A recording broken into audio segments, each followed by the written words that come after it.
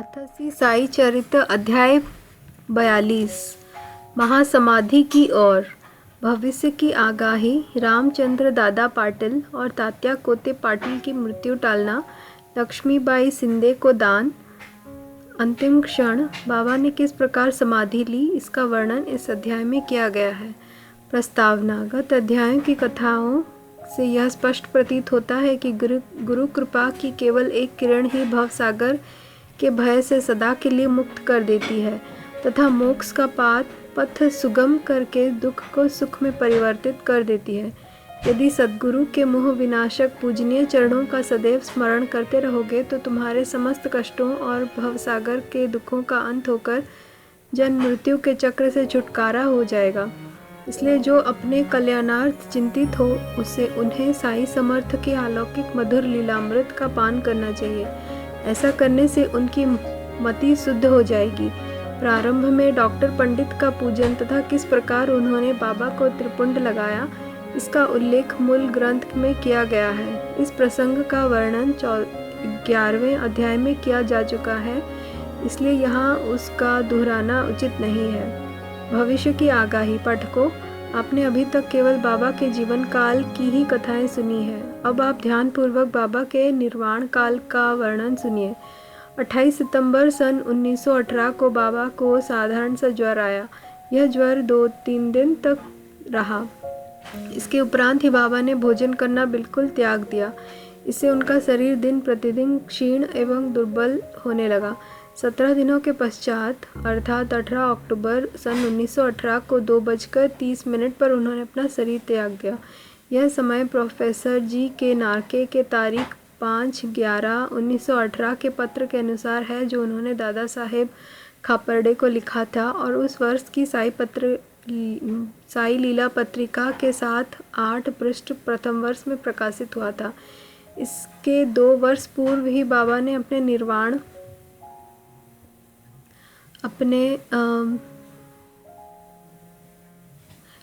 के दिन का संकेत कर दिया था, परंतु उस समय कोई भी समझ नहीं सका। घटना इस प्रकार है। विजयादशमी के दिन जब लोग संध्या के समय से सीमोल्लंघन से लौट रहे थे तो बाबा सहसा ही क्रोधित हो गए। सिर पर का कपड़ा, कफनी और लंगोट निकाल कर उन्होंने उसके टुकड़े टुकड़े करके जलती हुई धुनी में फेंक दिए।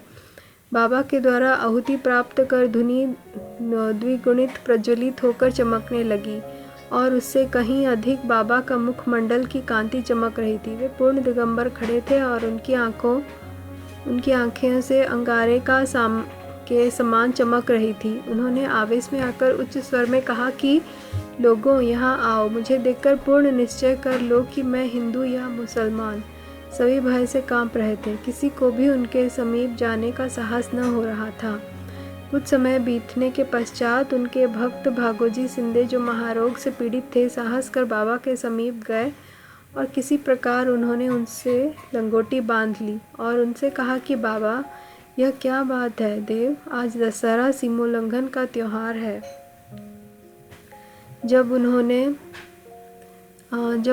तब उन्होंने जमीन पर सटका पटकते हुए कहा कि यह मेरा सीमोल्लंघन है।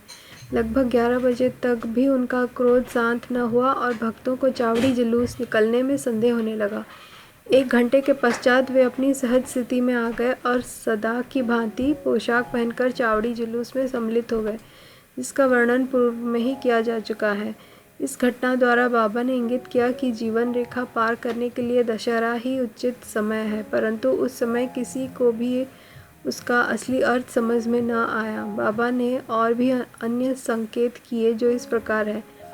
रामचंद्र दादा पाटिल की मृत्यु टालना। कुछ समय के पश्चात रामचंद्र पाटिल बहुत बीमार हो गए। उन्हें बहुत कष्ट हो रहा था।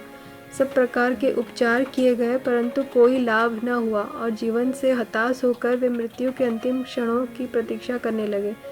तब एक दिन मध्याह्न रात्रि के समय बाबा अनायास ही उनके सिरहाने प्रकट हुए। पाटिल उनके चरणों से लिपट कर कहने लगे कि मैंने अपने जीवन की समस्त आशाएं छोड़ दी हैं। अब कृपा कर मुझे इतना तो निश्चित बतलाइए कि मेरे प्राण अब कब निकलेंगे। दया सिंधु बाबा ने कहा कि घबराओ नहीं, तुम्हारी हंडी वापस ले ली गई है और तुम शीघ्र ही स्वस्थ हो जाओगे। मुझे तो केवल तात्या का भय है कि सन 1918 में विजयादशमी के दिन उसका देहांत हो जाएगा।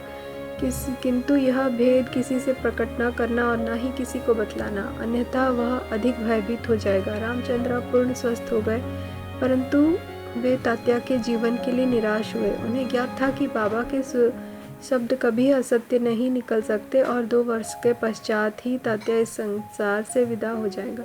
उन्होंने यह भेद बाला सिंपी के अतिरिक्त किसी से भी प्रकट न किया। केवल 2 ही व्यक्ति, रामचंद्र दादा और बाला सिंपी, तात्या के जीवन के लिए चिंताग्रस्त और दुखी थे। रामचंद्र ने सैया त्याग दी और वे चलने फिरने लगे। समय तेजी से व्यतीत होने लगा। सके 1840 का भाद्रपद समय समाप्त होकर अश्विन मास प्रारंभ होने ही वाली थी कि बाबा के वचन पूर्णतः सत्य निकले। तात्या बीमार पड़ गए और उन्हें चारपाई पकड़ ली। उनकी स्थिति इतनी गंभीर हो गई कि अब वे बाबा के दर्शनों को भी जाने में असमर्थ हो गए। इधर बाबा भी ज्वर से पीड़ित थे। तात्या का पूर्ण विश्वास बाबा पर था और बाबा का भगवान श्री हरि पर, जो उनके संरक्षक थे। तात्या की स्थिति अब और भी अधिक चिंताजनक हो गई। वह हिलडुल भी ना सकता था और सदैव बाबा का ही स्मरण किया करता था। इधर बाबा की भी स्थिति उत्तरोत्तर गंभीर होने लगी। बाबा द्वारा बतलाया हुआ विजयदशमी का दिन भी निकट आया। तब रामचंद्र दादा और बाला सिंपी घबरा गए। उनके शरीर कांप रहे थे, पसीने की धाराएं प्रवाहित हो रही थी कि अब तात्या का अंतिम समय है। जैसे ही विजयदशमी का दिन आया, तात्या की नाड़ी की गति मंद होने लगी और उसकी मृत्यु सन्निकट दिखलाई देने लगी। उसी समय एक विचित्र घटना घटी। तात्या की मृत्यु टल गई और उसके प्राण बच गए, परंतु उसके स्थान पर बाबा स्वयं प्रस्थान कर गए और ऐसा प्रतीत हुआ जैसे कि परस्पर हस्तांतरण हो गया हो। सभी लोग कहने लगे कि बाबा ने तात्या के लिए प्राण त्यागे। ऐसा उन्होंने क्यों किया ये वो ही जाने, क्योंकि यह बात हमारी बुद्धि के बाहर की है। ऐसा भी प्रतीत होता है कि बाबा ने अपने अंतिम काल का संकेत तात्या का नाम लेकर ही किया था।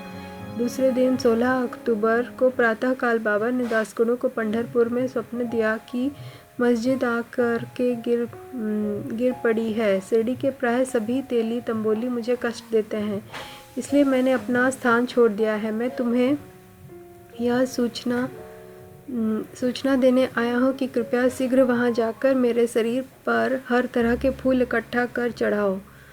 दासगणों को शिरडी से भी एक पत्र प्राप्त हुआ और वे अपने शिष्यों को साथ लेकर शिरडी आए तथा उन्होंने बाबा की समाधि के समक्ष अखंड कीर्तन और हरिनाम प्रारंभ कर दिया। उन्होंने स्वयं फूलों की माला गूंथी और ईश्वर का नाम लेकर समाधि पर चढ़ाई। बाबा के नाम पर एक बृहद भोज का भी आयोजन किया गया। लक्ष्मीबाई को दान। विजयदशमी के दिन हिंदुओं को बहुत शुभ है और सीमाोल्लंघन के लिए बाबा द्वारा इस दिन का चुना जाना सर्वथा उचित ही है। इसके कुछ दिन पूर्व से ही उन्होंने अत्यंत पीड़ा हो रही थी, परंतु आंतरिक रूप से वे पूर्ण सजग थे। अंतिम क्षण के पूर्व वे बिना किसी की सहायता लिए उठकर सीधे बैठ गए और स्वस्थ दिखाई पड़ने लगे। लोगों ने सोचा कि संकट टल गया और अब भय की कोई बात नहीं है तथा अब वे शीघ्र ही निरोगी हो जाएंगे, परंतु वे तो जानते थे कि अब मैं शीघ्र ही विदा लेने वाला हूँ और इसलिए उन्होंने लक्ष्मीबाई शिंदे को कुछ दान देने की इच्छा प्रकट की। समस्त प्राणियों में बाबा का निवास। लक्ष्मीबाई एक उच्च कुलीन महिला थी।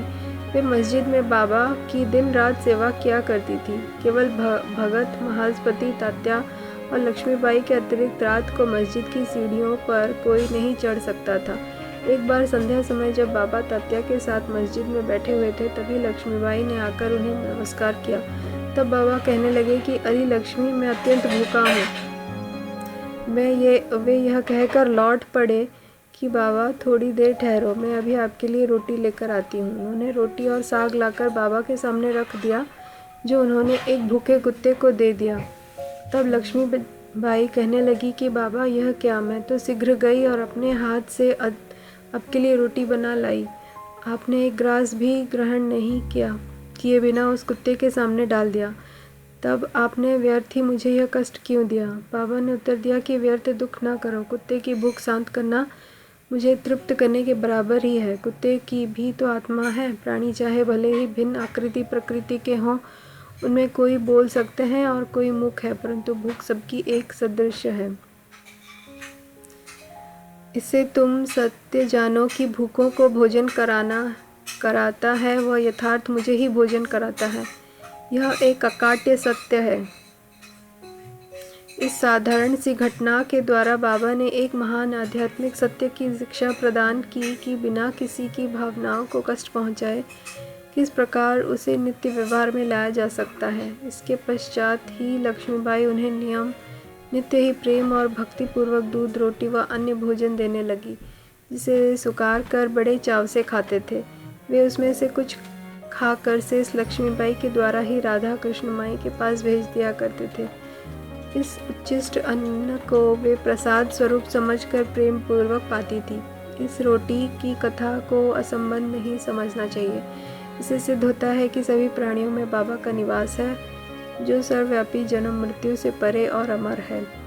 बाबा ने लक्ष्मीबाई की सेवाओं को सदैव स्मरण रखा। बाबा उनको भुला भी कैसे सकते थे। देह त्याग के बिल्कुल पूर्व बाबा ने अपनी जेब में हाथ डाला और पहले उन्होंने लक्ष्मी को 5 रुपए और बाद में 4 रुपए, इस प्रकार कुल 9 रुपए दिए। यह 9 की संख्या इस पुस्तक के अध्याय 21 में वर्णित नव विद्या भक्ति की द्योतक है, अथवा यह सीमोल्लंघन के समय दी जाने वाली दक्षिणा भी हो सकती है। लक्ष्मीबाई एक सुसंपन्न महिला थी, अतएव उन्हें रुपयों की कोई आवश्यकता नहीं थी। इस कारण संभव है कि बाबा ने उनका ध्यान प्रमुख रूप से श्री महाभागवत के स्कंद 11 अध्याय 10 के श्लोक संग 6 की ओर आकर्षित किया हो, जिसमें उत्कृष्ट कोटि के भक्त के 9 लक्षणों का वर्णन है, जिनमें से पहले 5 और बाद में 4 लक्षणों का क्रमशः प्रथम और द्वितीय चरणों में उल्लेख हुआ है। बाबा ने भी उसी क्रम का पालन किया। पहले 5 और बाद में 4, कुल 9। केवल 9 रुपए ही नहीं बल्कि 9 के कई गुने रुपए लक्ष्मीबाई के हाथों में आए गए होंगे, किंतु बाबा के द्वारा प्रदत्त यह 9 रुपए का उपहार वह महिला सदैव स्मरण रखेगी। अंतिम क्षण। बाबा सदैव सजग और चैतन्य रहते थे और उन्होंने अंतिम क्षण में भी पूर्ण सावधानी से काम लिया। अपने भक्तों के प्रति बाबा का हृदय प्रेम, ममता या मोह से ग्रस्त न हो जाए, इस कारण उन्होंने अंतिम समय सबको वहां से चले जाने का आदेश दिया।